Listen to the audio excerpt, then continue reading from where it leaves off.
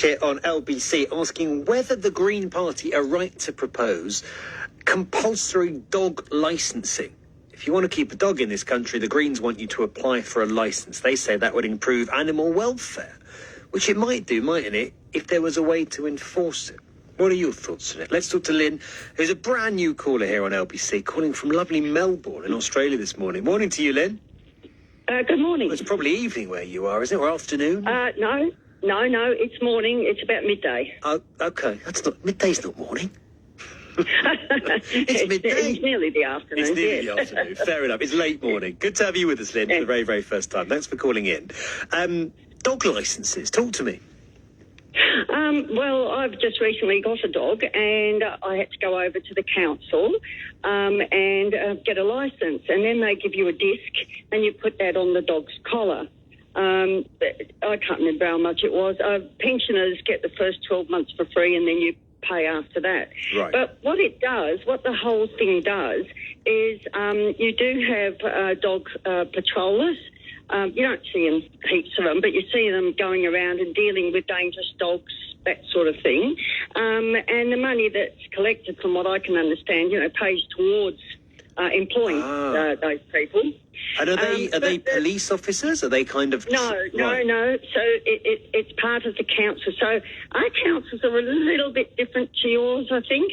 Ours do, they probably do a better job. Rubbish. Yeah. Yeah, probably. But they do rates, roads and rubbish, if you know what I mean. They're they're not political, or they're not supposed to be political, let's put it that way.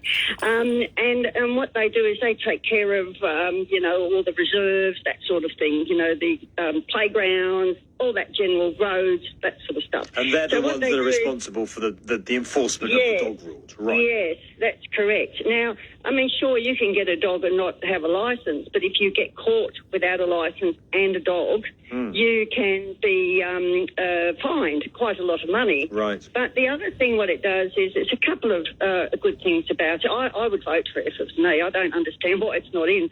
But it's sort of, A, it does employ somebody, but B, it does keep an eye on the dangerous dogs, because in this country you're not allowed to have pit bulls and things like that. But it also, breeders have to be registered, and the breeders put, the microchips in the dog's ears.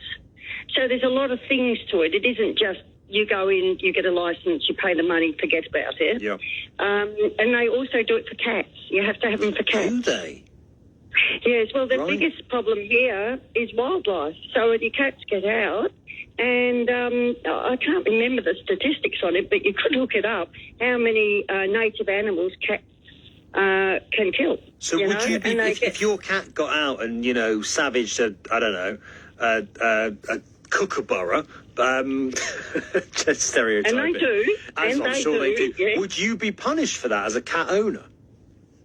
Well, if they could catch you, But they'd have to catch the cat first, wouldn't they? Yeah, that's right. They'd have to spend the Inspector Morse or somebody down there. Yeah. But but the thing is people, because we've had it in for so long, I suppose you could say people respect the fact that you have to have it. It's part of being an owner of an animal. Right. So do you get cat patrollers as well as dog patrollers in Melbourne? Oh, they will, yes, they will. Are they the same people?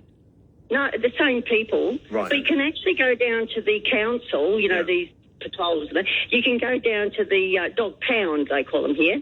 You can go down to the dog pound, and you can actually get cat cages to catch cats if they're on your property.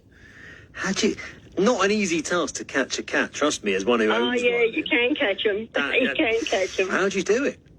I can barely catch mine. She's a house cat. You have a cat cage for a startle. Yes, a cat cage.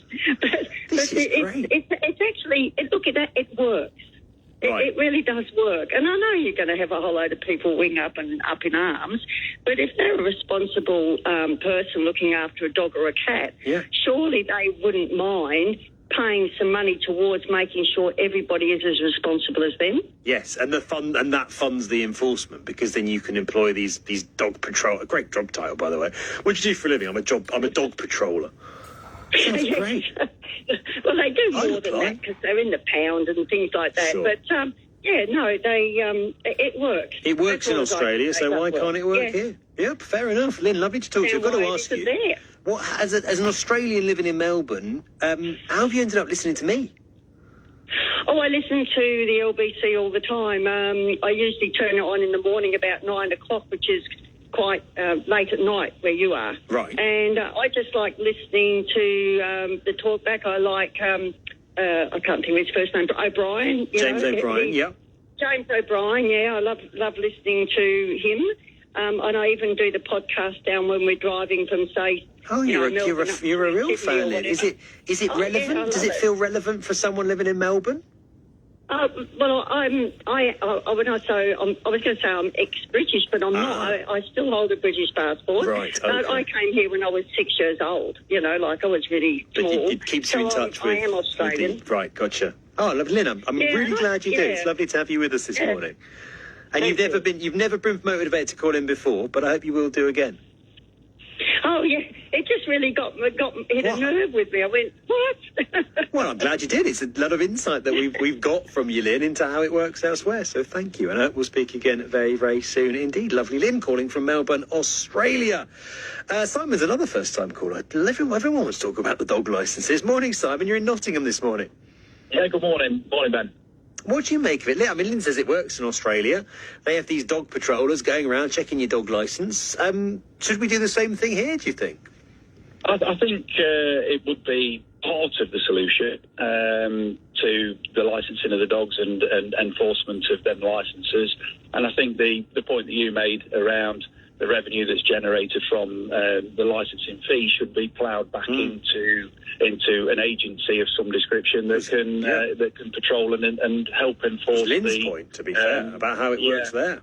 Yeah, and I think, rather than, one of the previous callers was saying, a bit of a stealth tax, to quote them, and that is the risk of it being the revenue being put into other areas of tax revenues. I think if it can be isolated and can be put into that, then I think that would be part of the solution. What do you think you'd need to demonstrate in order to get your dog licence, Simon?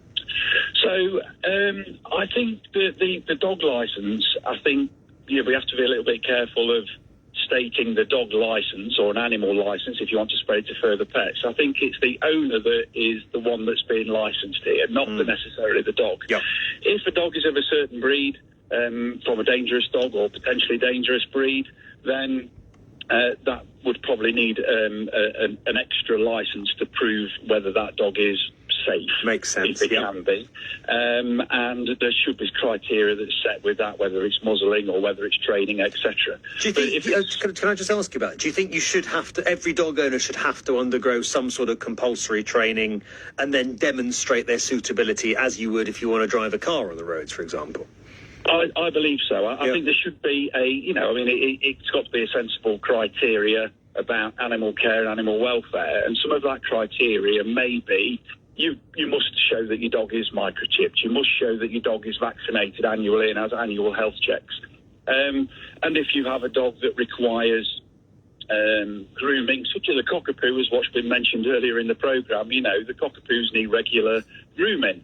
You can't get your dog groomed at a groomer's unless you've got that licence to prove ownership and the criteria that sits with that. The same as if you're going to go and you potentially want to get a puppy from a breeder, whether that is, and again, if it's a registered breeder, brilliant. If it's not, the breeder must see that licence before it hands over that animal, and that has to be registered in the proper and correct manner, whatever that might be, to prove that there is that paper trail of that passage of the dog or that pet being transferred to an owner. It makes sense to me, Simon. One slight contradiction that a couple of people have raised, and it's a bit of a weird one, but let me know what you think on it. We don't require any sort of training or licensing or qualifications or, kind of registration in order to bring humans into this world and be responsible for looking after them. That's a pretty dodgy, I think, sloped path to go down. I don't want the government to tell me whether I can or not have children. But would it be a bit weird if, there's nothing stopping you being responsible for another human, but there's stricter regulations about whether you can be responsible for a cat?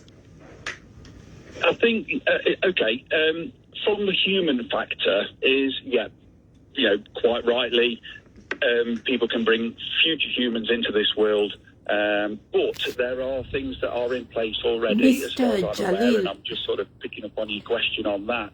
Is, Henver when that child is brought into the world, you're under hospital care, and there is PNC. assessments that are made. I'm sure they are for the welfare of the child, Reference the Hussein, health of the Fine child, and Beach. also the parent and the mum that's just given True. birth. But if you mistreat that child, then of course there's social services and there's court rulings and so on. There's a prospect of that child being taken away, but only if you mistreat it. You don't have to kind of prove your suitability before you procreate, to put it bluntly. Whereas under the dog licensing, you would have to sort of preemptively show that you were a fit parent to a dog. Yes, and I know that. Yeah, it's a fair point. I get that. But if we Kilogram. But the proposal here is around the legitimacy of dog ownership. The policy that they're trying to bring in